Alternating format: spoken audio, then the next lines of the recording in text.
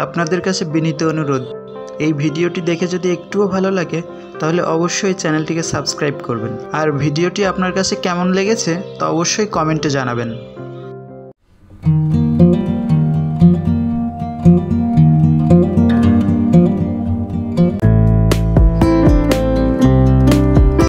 S travel created by S M শুভ।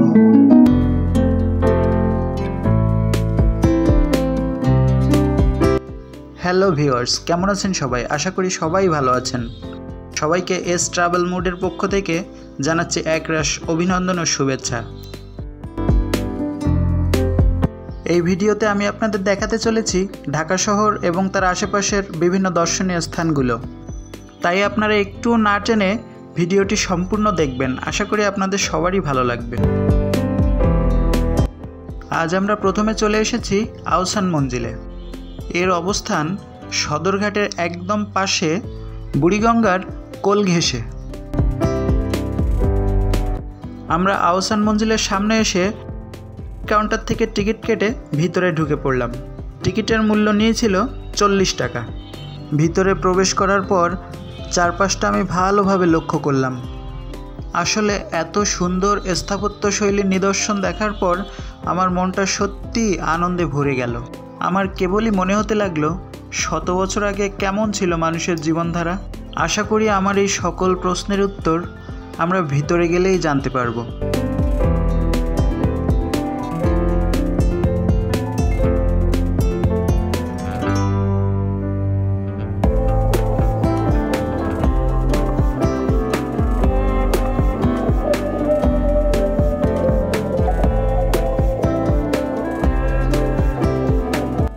দেখুন সেই পুরনো দিনে ব্যবহৃত দ্রব্য সামগ্রীগুলো, যেগুলো দেখার পর আপনারা হয়তো হারিয়ে যাবেন পুরনো সেই দিনের স্মৃতিতে।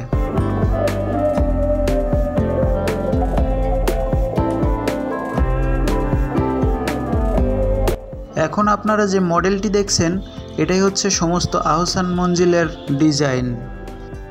এই আহসান মঞ্জিল সম্পর্কে কিছু কথা আজ আমি আপনাদেরকে জানাবো। আহসান মঞ্জিল হচ্ছে ঢাকার অন্যতম ঐতিহাসিক ও ঐতিহ্যবাহী স্থাপনা, যা বুড়িগঙ্গা নদীর তীরে অবস্থিত। দেখুন সেই সময়ের নবাবদের ডাইনিং টেবিল, আর একবার অনুভব করুন কত সমৃদ্ধ ছিল এই নবাবদের জীবন। এই আহসান মঞ্জিলটি ছিল মূলত নবাব পরিবারের বাসস্থান।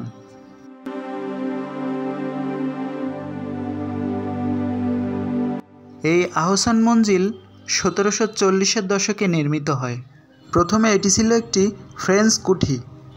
নবাব খাজা আব্দুল গনি 1859 সালে ভবনটি সংস্কার করে তার ছেলে নবাব আহসানুল্লাহর নামে ভবনটির নামকরণ করেন।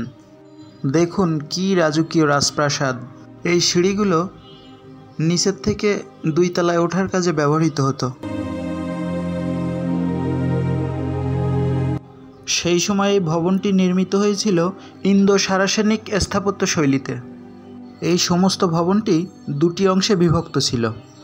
এর পূর্ব অংশ ছিল রংমহল হিসেবে ব্যবহারের জন্য, আর পশ্চিম অংশ ব্যবহার হতো অন্দরমহল হিসেবে। দেখুন তখনকার সময় ব্যবহার্য ডাক্তারি যন্ত্রপাতি। গোলাপি রঙের জন্য এটিকে পিঙ্ক প্যালেসও বলা হয়ে থাকে।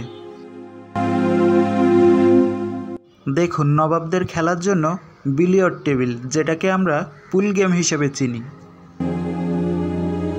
ব্রিটিশ আমলে এটি ঢাকার রাজনৈতিক, সামাজিক ও সাংস্কৃতিক কর্মকাণ্ডের কেন্দ্রবিন্দু ছিল। দেখুন সেই আমলে নবাবদের ব্যবহৃত সিন্দুক। এই সিন্দুকে রয়েছে 89টি ড্রয়ার।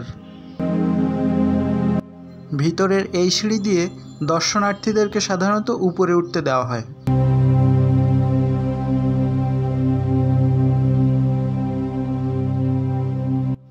এগুলা হচ্ছে নবাবদের শিলমোহর। নবাবী আমলের একটা চেয়ার এখনও সংরক্ষণ করে রাখা হয়েছে। দেখুন সেই চেয়ারটি কত সুন্দর কারুকার্যময়।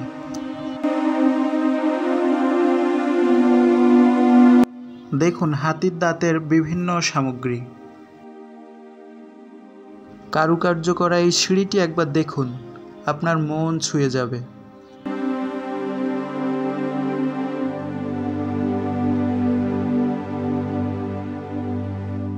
নবাবদের একান্ত ব্যক্তিগত যে আলোচনাগুলো থাকতো সেগুলো সাধারণত করা হতো এই রুমটিতে।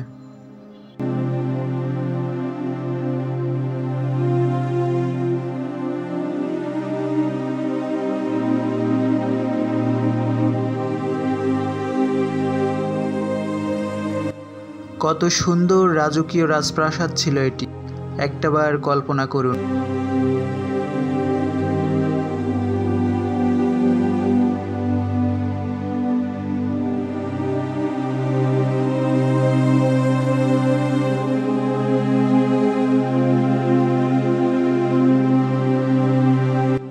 তখনকার সময় বিভিন্ন ধরনের লেখালেখির কাজে ব্যবহৃত হতো এই টাইপ মেশিনগুলো। নবাবী আমলের কিছু বই এখনও সংরক্ষণ করে রাখা আছে এই আহসান মঞ্জিল জাদুঘরে।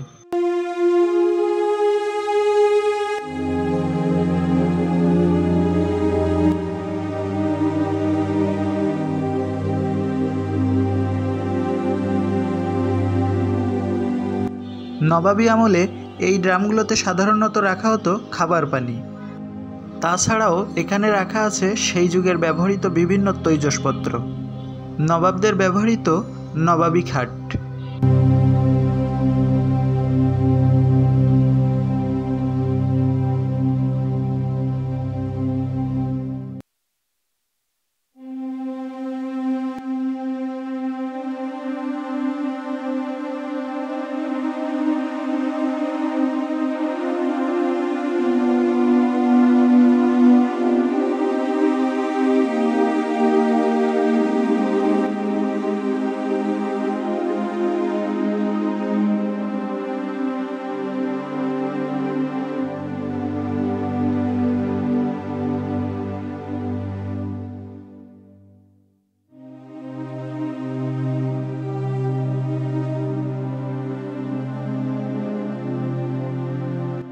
এতক্ষণ তো জানলেন আহসান মঞ্জিলের সমস্ত ইতিহাস।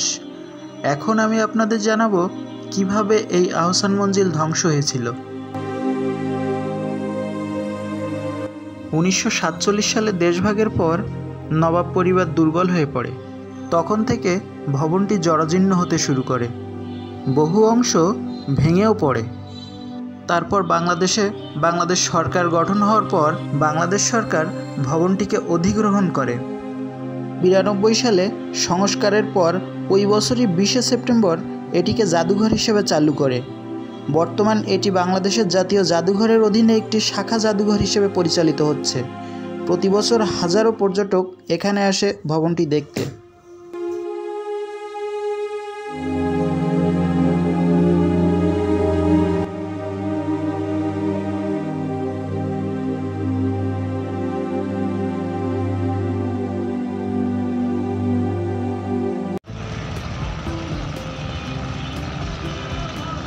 এখন আমরা চলে এলাম ঢাকার সদরঘাটে।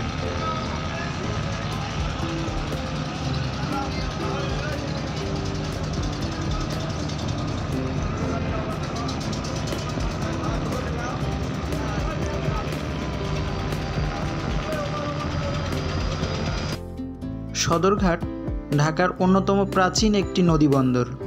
এটি বুড়িগঙ্গা নদীর উত্তর তীরে অবস্থিত। মুঘল আমল থেকেই এটি ঢাকা শহরের নদীপথে যাতায়াত ও বাণিজ্যের গুরুত্বপূর্ণ কেন্দ্র ছিল। ব্রিটিশ আমলে সদরঘাট ছিল পূর্ববঙ্গের প্রধান নদীবন্দর। এখান থেকে দেশের বিভিন্ন অঞ্চল, বিশেষ করে বরিশাল, খুলনা, পটুয়াখালী, চাঁদপুর, ভোলা এই জায়গাগুলোর সঙ্গে নদীপথে যোগাযোগ হতো। বর্তমানে সদরঘাট লঞ্চ টার্মিনাল থেকে গড়ে প্রতিদিন 200টির বেশি লঞ্চ চলাচল করে। এটি বিশ্বের অন্যতম ব্যস্ত নদীবন্দর হিসেবেও পরিচিত।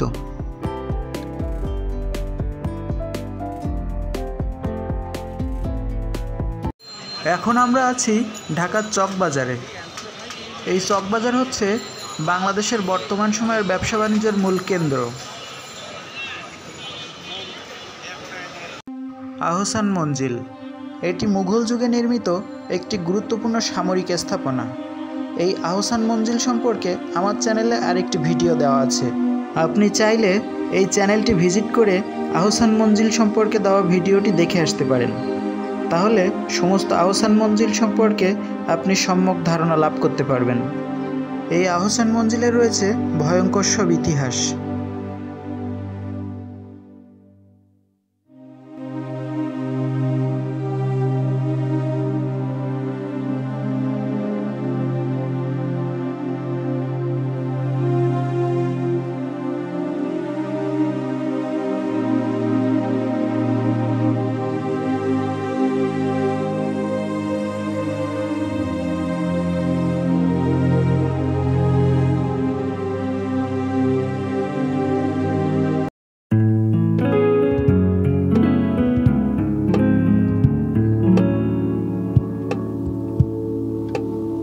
এখন আমরা আছি বর্তমান ঢাকা শহরের সবথেকে দৃষ্টিনন্দন জায়গা হাতিরঝিলে। এটির অবস্থান রাজধানী রামপুরার সাথেই। হাতিরঝিলে রয়েছে সুন্দর পরিচ্ছন্ন পরিবেশ, দৃষ্টিনন্দন লেকের উপর নির্মিত সুন্দর সুন্দর ব্রিজ এবং এই লেকে চলাচলকারী অনেক সুন্দর সুন্দর ওয়াটার বাস।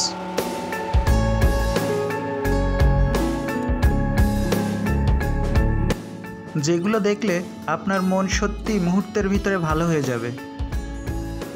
আপনার অসুস্থ মনকে সুস্থ করতে চাইলে অবশ্যই একটাবার আপনাদের হাতিরঝিল আসা উচিত বলে আমি মনে করি।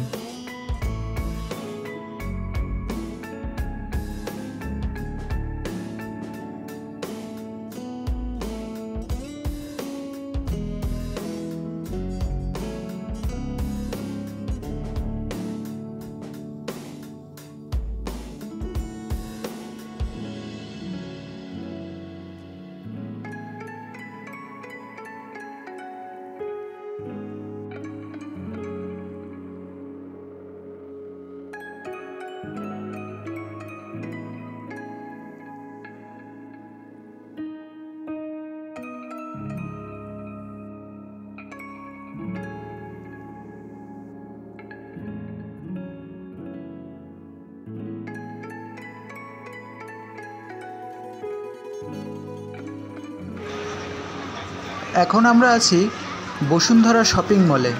এটি বর্তমান সময়ের বাংলাদেশের সবথেকে গুরুত্বপূর্ণ শপিং মল। দেশ বিদেশ থেকে বহু মানুষ এখানে আসেন শপিং করার জন্য। এই শপিং মলের গুরুত্ব দিন দিন বাংলাদেশে বৃদ্ধি পাচ্ছে। আপনিও এসে ঘুরে যেতে পারেন এখান থেকে।